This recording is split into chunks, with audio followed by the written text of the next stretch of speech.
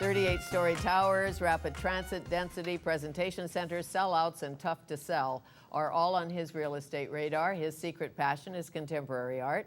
If you haven't guessed by now, it is my pleasure to welcome Bob Rennie of Rennie Marketing Systems back to Studio 4 to tell us more. Hello. Nice to see you again, boyfriend. Hello, Fanny. Yes, our continuing relationship.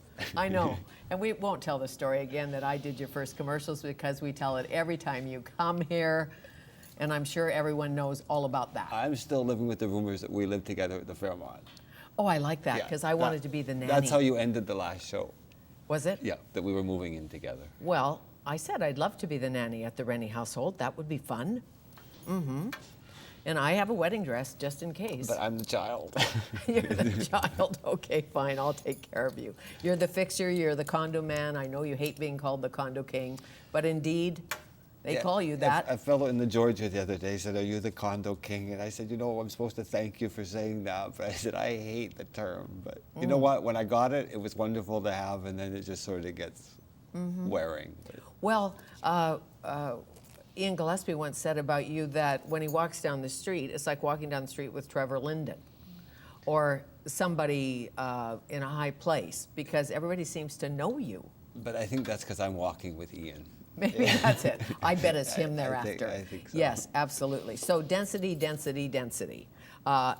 We seem to be okay with it downtown, but when it goes out of town or in the midtown or whatever, the neighbors don't like it all that much. True, not true? Downtown is an urban setting. We're looking at putting density next to office towers, and so the response is much easier. But now, you know, the number to watch is in Vancouver, not Greater Vancouver, we have 94,000 people moving here by 2026.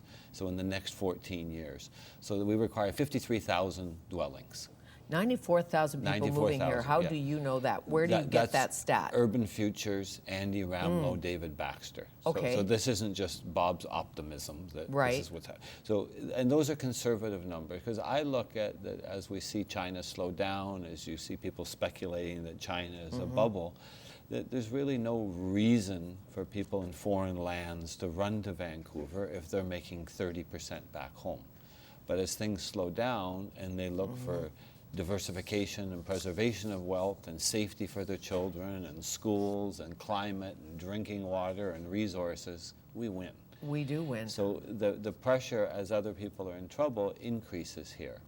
So if there's 94,000 people moving here and 53,000 homes required, we have to look at areas like the Canby Corridor. You see what's going on right now with Rise Alliance at Broadway and Kingsway. We're intruding with density into single-family neighborhoods. But we have to face the fact that there won't be another single-family lot created in Vancouver in my lifetime or in your lifetime, right, unless you tear down a house that's on 2 lots. Sure.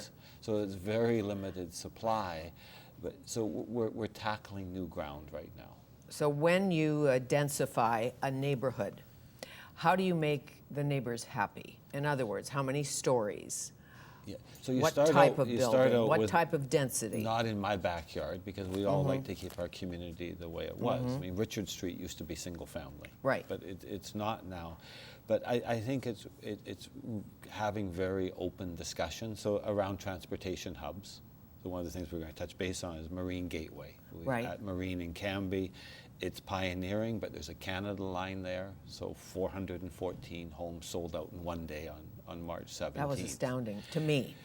Probably happy to you. Astounding to me. We were happy. There's 2 towers there, and up until a month before is do we put 1 for sale or do we put 2? And then we see the amount of activity of people that want to own next to a transit line, whether it's investors.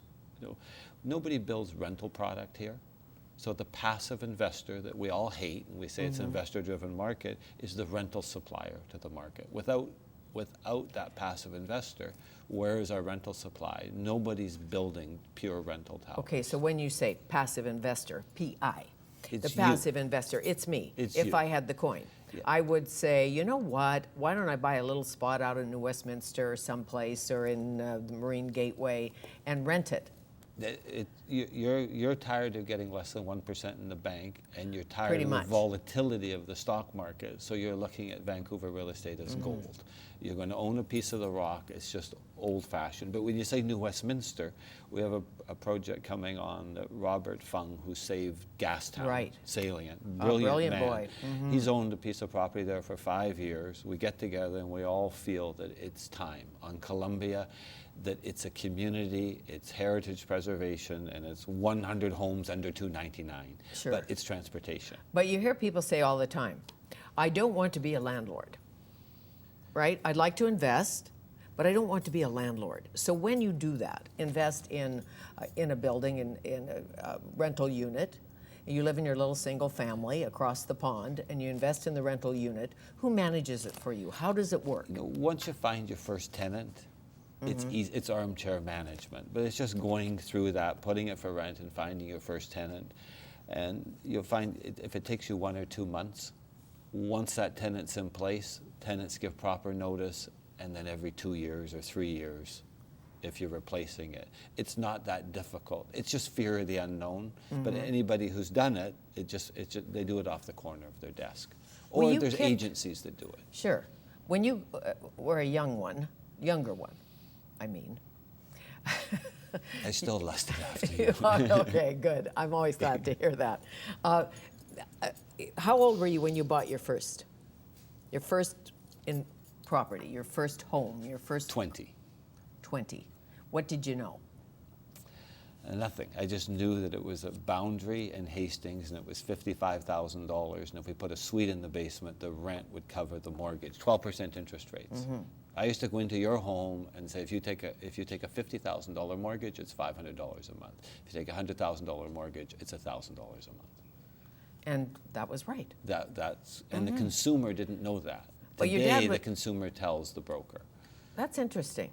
And your dad was driving a beer truck, so he wasn't selling real estate. And No.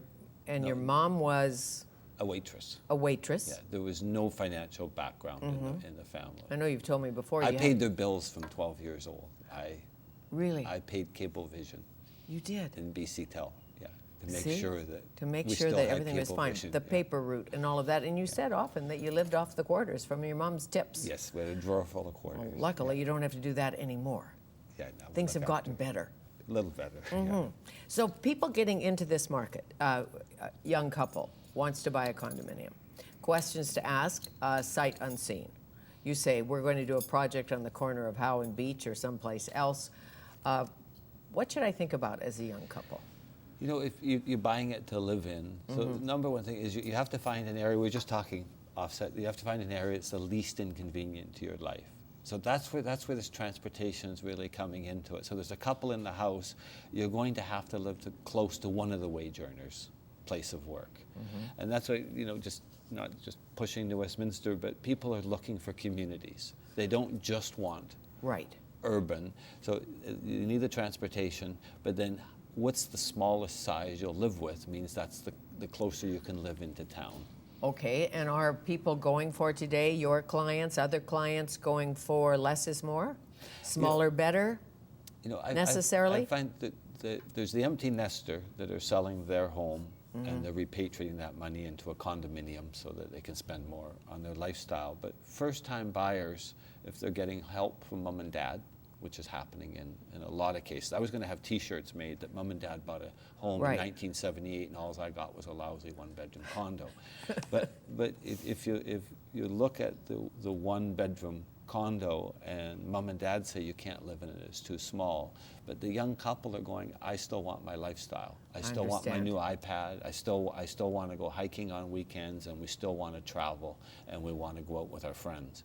Okay. So they're trying to spend minimal on the home so that they can maintain their life. And that's why the small sizes work. And also a big find, I think, is as we see a Marine Gateway and transportation, is if you're under 25 years old, you don't value the automobile the way that you and I do. Exactly. No, I don't have a muscle car. Bob Rennie, our guest, we'll come back and talk more about fixer-uppers and condominiums and all of that.